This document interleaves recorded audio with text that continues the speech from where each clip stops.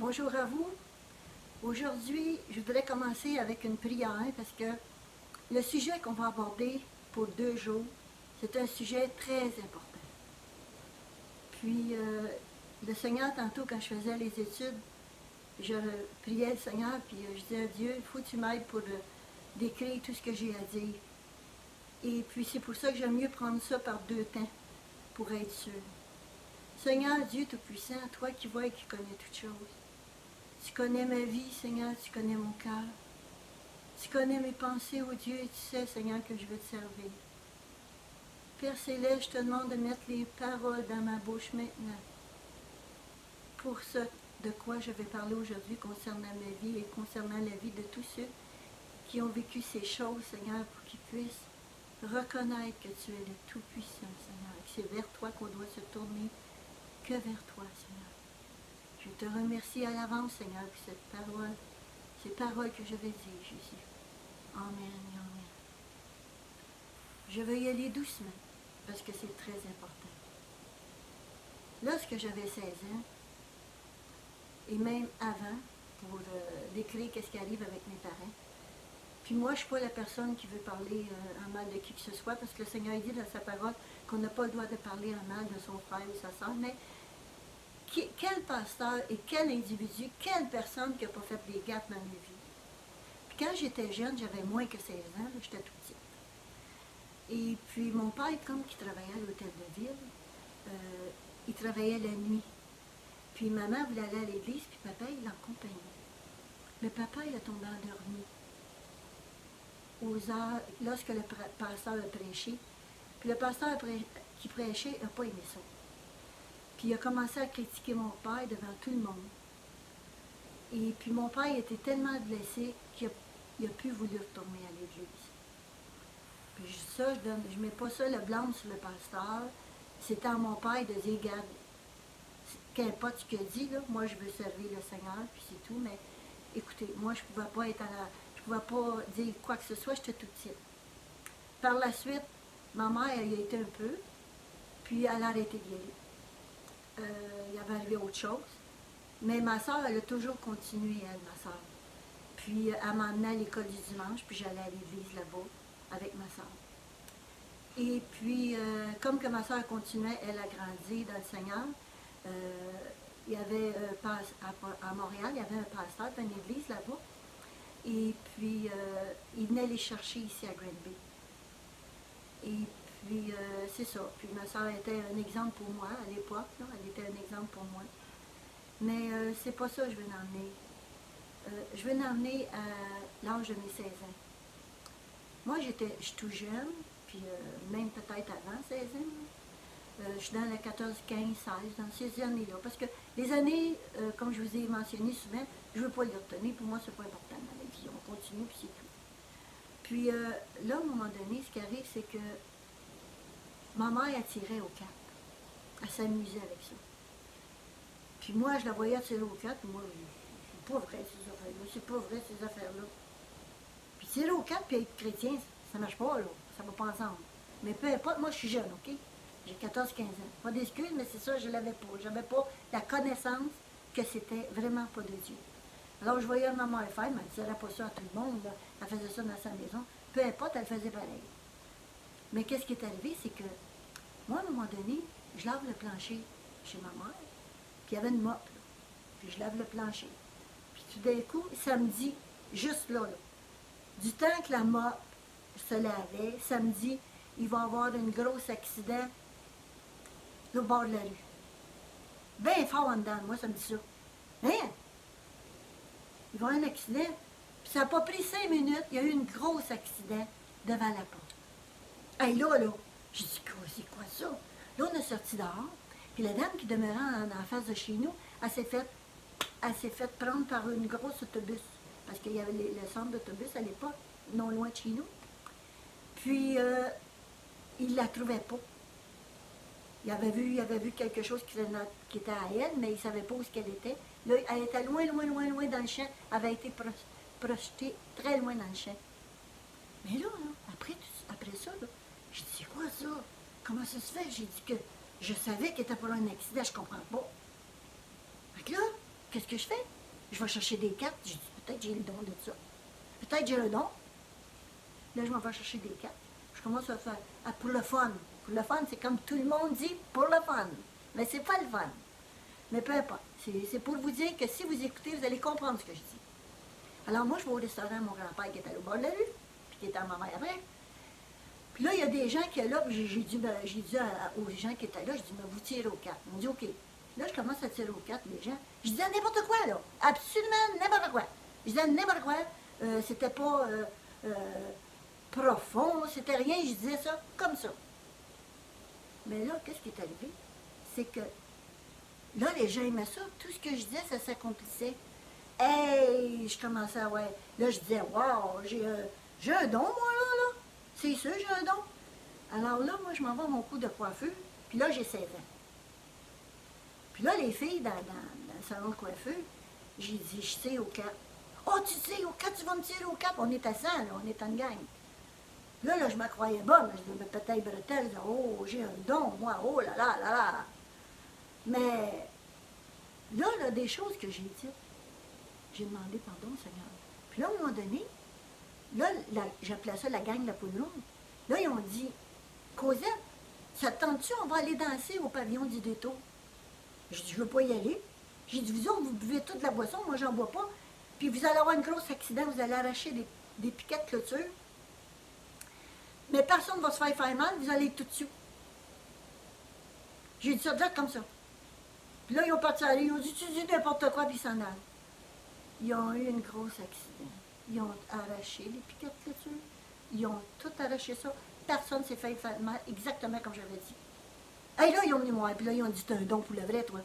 Puis là, ils me disaient, là je tirais aux cartes. J'ai jamais demandé d'argent, mais je tirais aux cartes pareil. Jusqu'au jour où j'ai vu dans d'autres nombres. Écoutez, là, c'est très important ce que je dis. Très important. Vous savez, des fois, nos parents, ils viennent à l'église, ils viennent pas à l'église, ils viennent à l'église, ils viennent pas à l'église. Puis finalement, avec le Seigneur, avec la parole de Dieu, ils font de la soupe. Moi, j'appelle ça faire de la soupe. Un petit peu de ci, un petit peu de ça, un petit peu de ça, mais c'est pas ça que le Seigneur nous demande. Le Seigneur, il veut qu'on s'approche de lui, il veut qu'on devienne peu pour lui, parce qu'il dit, sois saint car je suis saint. Heureux l'homme qui aura le cœur peu, car il verront Dieu, que dit la parole. Mais là, moi, je suis encore à l'état que je suis entre deux. Mais j'aime le Seigneur pareil. Puis à 14 ans, là, je vais à l'église pareil, une petite église que l'autre église, elle a comme fermé. Oui, c'est ça, l'autre église, elle avait fermé. Puis là, une dame, elle va ouvrir, excusez-moi, une dame, elle va ouvrir une petite église. Puis à cette petite église-là, ben moi, j'y allais, puis j'ai 14 ans. Fait que là, je suis comme, vous savez, là, mêlée comme des jeunes, des fois, qui viennent à l'église, qui sont mêlés. Mais jusqu'au jour où ce que le Seigneur m'a donné un verset. Dans Deutéronome 18, de 9 à 14, qui dit, « Quand tu seras entré dans le pays que l'Éternel, ton Dieu, te donne, tu n'apprendras pas à faire selon les abominations de ces nations. Il ne se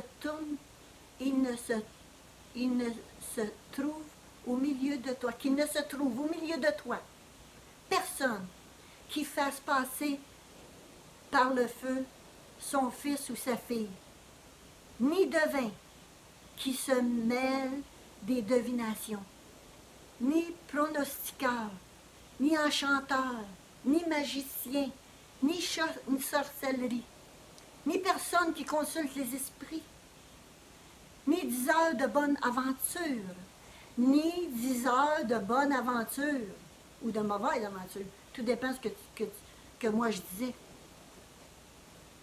Ni diseuse de bonne aventure, ni personne qui interroge les morts. Car quiconque fait ces choses est en abomination à l'Éternel. Et à cause de ces abominations, l'Éternel, ton Dieu, les dépossède devant toi. Tu seras parfait avec l'Éternel, ton Dieu. Car ces nations que tu vas dépouiller écoutent les pronostics et les devins. Mais pour toi, Éternel, ton Dieu ne t'a pas permis d'agir ainsi. Deutéronome 18, 9 à 14. Écoutez, quand j'ai lu ça, le plancher par terre, il était passé bon. J'ai tellement pleuré, j'ai tellement crié au Seigneur. Seigneur, je te demande pardon d'avoir fait ces choses. Puis savez-vous, quand est-ce que j'ai crié au Seigneur? À un moment donné, j'étais en train de tirer aux cartes une dame. Puis là, je vois 5 morts d'un accident. Qu'est-ce que j'ai fait? J'ai pris les cartes, je les ai jetées sur la table. J'ai dit, je ne tire plus aux cartes. Oh, je veux-tu me le dire, je veux-tu me le dire? Non, non, non, c'est fini. Puis quand je m'étais en allée à la maison, ou dans les jours qui ont suivi, j'ai ouvert la parole, puis j'ai tombé sur le verset. Vous savez, c'est pas tout le monde qui connaisse le verset. C'est pas tout le monde. C'est pour ça que je veux le mentionner aujourd'hui. Ces choses-là appartiennent à Satan. Les dominations qui demandaient ça, c'est à des gens qui faisaient tout et n'importe quoi, puis ils étaient dominés par les esprits de Satan. Suite à ça, je l'ai dit à ma mère. J'ai dit, tu n'as pas le droit devant le Seigneur de toucher à ça. C'est de l'interdit. C'est une malédiction dans ta maison. C'est de l'interdit. Liseur Bonaventure. Puis là, j'ai continué ce matin les recherches. Mais quand j'ai demandé pardon au Seigneur en pleurant, écoutez, je ne peux expliquer comment était forte ma douleur. Puis là, j'ai commencé à penser à tous ceux à qui j'avais parlé selon le tirage de cartes. Qu'est-ce que je les ai comptés? Qu'est-ce que je les avais dit? Puis là, ça me venait dans mon esprit, Seigneur, je te demande pardon pour un tel, Seigneur. Je te demande de les protéger. Je te demande, Seigneur, de permettre. Il y a une jeune femme qui voulait marier quelqu'un. Puis j'ai dit, non, tu ne marieras pas. On s'en allait en vacances de Pâques, dans le temps que j'étais coiffeuse, que je prenais mon coup de coiffure. Puis elle est revenue avec l'autre gars que j'avais dit d'un cap. Mais là, tu penses à ça, là? Qui me dit qu'elle est heureuse avec elle? De quoi je me suis mêlée? L'avenir, c'est Dieu seul qui la connaît, ton avenir. C'est à Dieu à gérer ta vie. Puis je peux vous dire, merci Seigneur qui m'a pardonné. J'ai tellement pleuré, j'ai tellement crié au Seigneur de toutes mes forces. Puis là, je vais vous expliquer de quoi, mais continuez à lire de quoi. Autre chose. Quand vous pensez que vous avez un don, puis je lis à toutes les tireuses de cartes, toutes les hommes en aventure, toutes les tarots, tout ce qui s'appelle astrologique, tout. Ce que je veux vous dire, c'est que votre âme, ça va en enfer. Dans les lieux de tourment, c'est Jésus qui l'a dit. L'enfer existe. L'enfer existe. Et vous allez aller dans un lieu de tourment pour l'éternité si vous ne vous repentez pas à l'éternel. Vous ne vous demandez pas pardon à Jésus-Christ de Nazareth. Nul ne vient au Père que par moi, dit Dieu le Père. Alors vous devez crier au Seigneur de toutes vos forces. L'argent que vous avez gagné, vous allez la perdre. Parce que cet argent-là a été pris avec Satan. Vaut mieux perdre l'argent que perdre son âme. Je vous le dis, ce que vous allez faire, vous allez payer pour ça. Et je parle à tout chrétien qui pense que c'est rien, que c'est pas vrai, c'est de la futilité. On a été voir une tireuse de Bonaventure pour savoir si c'était juste le fun. Il n'y en a pas de fun là-dedans. Elle pense qu'elle a un don.